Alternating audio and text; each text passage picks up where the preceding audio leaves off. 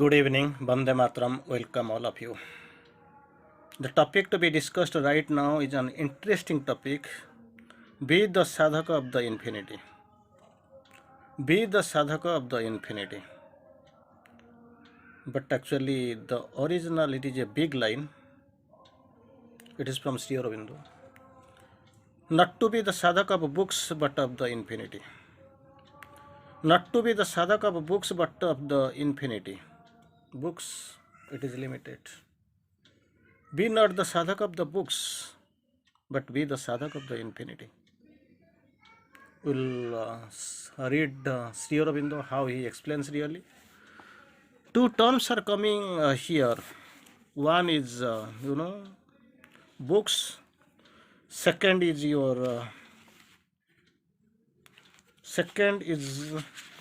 infinity.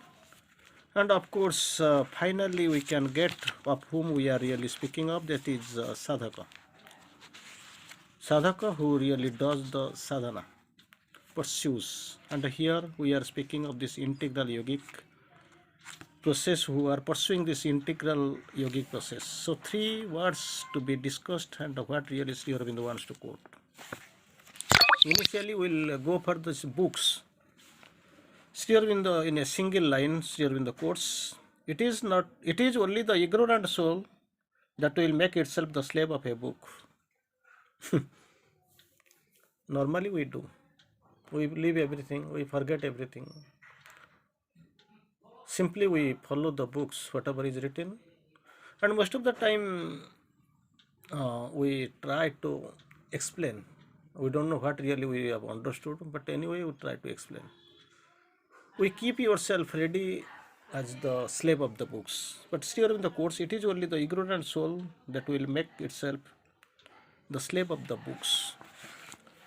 Then we are going for this next term, that is Sadhak. Be not the Sadhak of books, but of the infinity. What about the Sadhak? Sri Aurobindo describes in yoga. Also, it is the divine who is the Sadhak and the sadhana. In yoga, it is the divine who is the Sadhak and the sadhana. Everything begins from it and everything ends with it. He is the beginning, it is the end. So far these integral yogis are concerned. Without the divine, nothing really matters. Divine is all for him. So in yoga also it is the divine who is the sadhak and the sadhana. Next page, just here in the moves forward, bright example. The sadhaka comes here not because the divine has the need of him, but also he has need of the divine. In another way, we have heard the message, beautiful message. Not only the bhakta yearns for the Bhagwan, but also Bhagwan also yearns for the bhakta. Here is a beautiful way Sri Aurobindo has described. The sadhaka comes here not because the divine has a need of him, but because he has a need of the divine. The next term, which is actually very much clear, prominent in this message, that is infinity.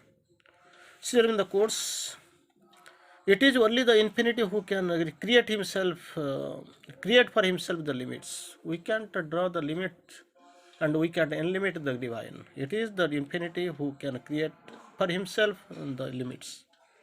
Again, the divine in his essence is infinity. You don't have to hesitate, confused. Don't get confused. The divine in his essence is infinity, and has his manifestation too is multitudinously infinity. In the deep, there is a greater deep.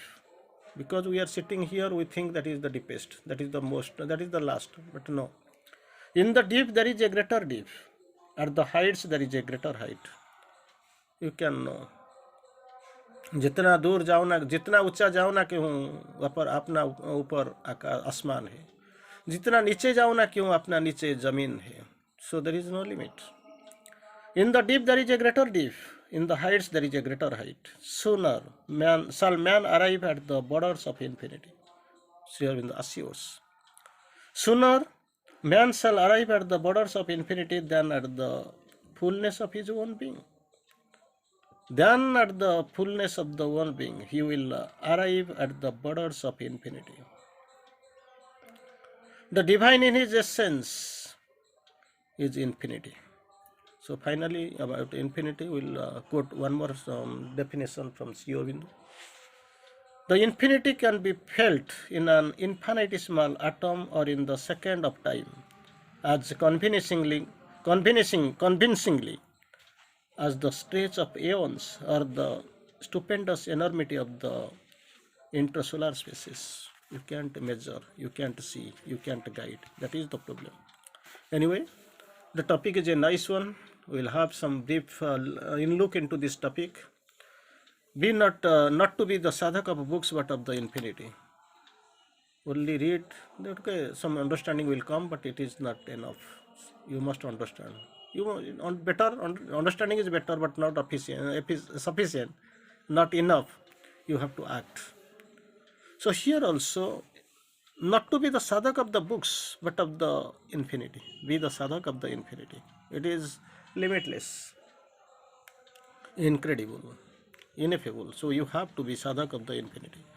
And Sri Aurobindo tries to explain for the sadhak of the integral yoga. Sri Aurobindo is not going to other yogas, but particularly focusing upon these people who are pursuing this integral yoga. For the sadhakas of the integral yoga, it is necessary to remember that no written shastra, very interesting, no written shastra, however great authority or however large its spirit, can be more than partial expression of the eternal knowledge, however great, however famous, however large, however great in authority, maybe its authority, but it can never be the expression of the eternal knowledge. That you must take care, you must understand. No substitute. Eternal knowledge is completely different. It has been they are something beyond the human knowledge, human mind, human thoughts, thinking process. Whatever may be large, however it may be large, no written shastra, however great it or its authority, however large its spirit, can be more than a partial expression of the eternal knowledge. It expresses, not that it is not see. It expresses, but it has knowledge, but a partial knowledge. He will use, but never bind himself even by the greatest scripture. Not great or greater here in the course. Even by near the greatest scripture, don't get binded. This binding is not applicable to you because you are pursuing the integral yoga. You don't have the sky is no limit for you. Nothing is confined. You have to go on, and you will have to inquire still further, still bigger, still better. Void, Catholic. It may exercise upon him influence for the highest good and of incalculable importance. Definitely, they think Catholics, they feel Protestant and Catholic, they feel it is the great, it is the summit. So for the Catholics here in the course, it may exercise upon him an influence for the highest good and incalculable importance. It may be associated with his experience with the awakening of crowning varieties. Awakening of the crowning varieties, whatever may be there. Anything, maybe for Muslims, maybe for Christians, maybe for Buddhists, maybe for even Hindus. It may be Quran, Bible, Tripitak, Veda, Upanishad, whatever is there. You have to think something is there beyond that limit. The unwritten are more than whatever is written. Whatever is written, we are not in a position to mug it up, to grasp them up. And what about the unwrittens? We have never expressed, we have never seen. That awakening to the crowning varieties and his realization of highest experiences, it can give. Highest is a relative term. You don't know what is the highest, where is the highest, what is the toughest. You don't know, because wherever you see sometimes sitting or standing at the seesaw. you see some, as if the sea and the horizon join at a point, but that is not true. If you go to that point, to that apex where really you are, like fishermen's men adventuring into sea, where we can see the light through a whole night they are catching fish, their light is actually burning, splendorous light. There itself, where we are standing at the sea, we feel that is the border. There is nothing. That is the horizon. There is nothing seen. But in the morning, whenever these people are coming back to the shore, you just ask, was it the horizon where you went? No, no, no, no. That is just a beginning. Because our thought process, our thinkings, it has adventured into that. Whatever we have seen, that is the only a small arc of the entire thing what remains behind. His yoga may be governed by the long time by the scripture.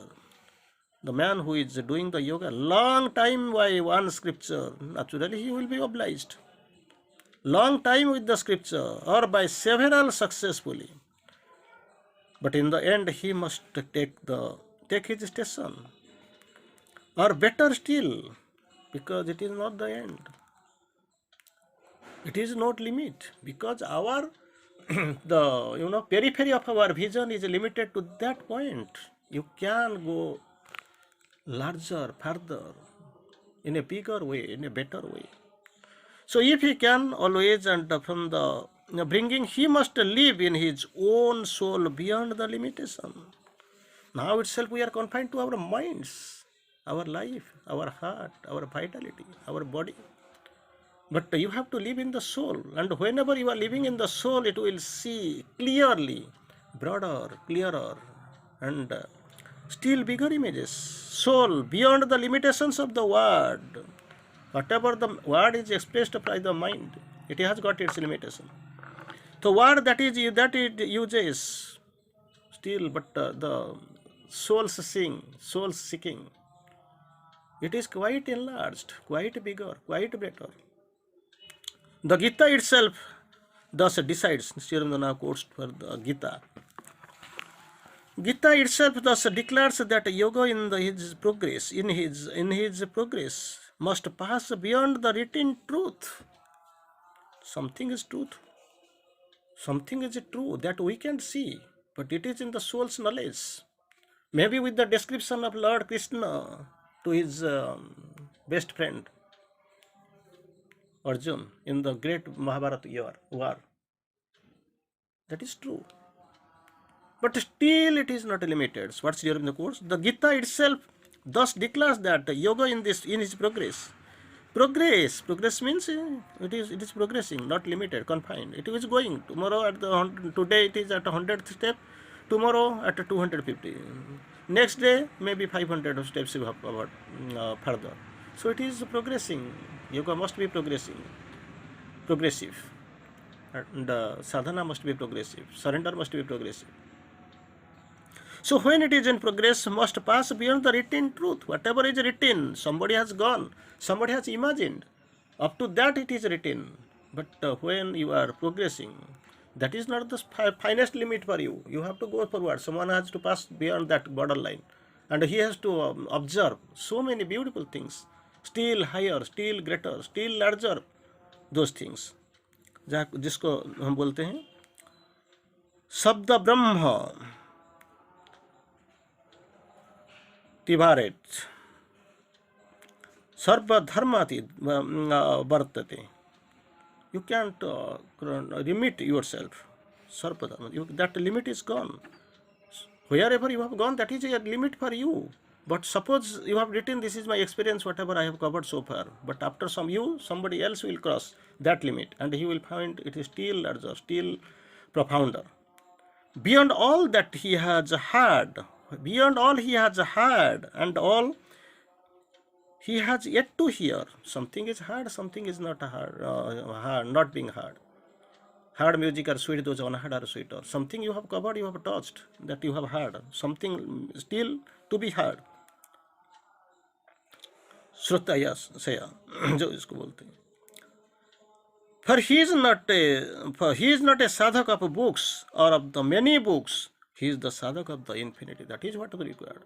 Because if you are really pursuing this integral yoga and you are doing the sadhana and you are a sadhak of integral yoga, definitely you must be very sure, very clear that I am the sadhak of the infinity, not of the books. Books are confined. Every day the this borderline changes. Imprisoned deity rent its limits. You have to go away. You don't have limit. So you have to become better, when the best for you to become the sadhak of the infinity, not of the books. Thank you.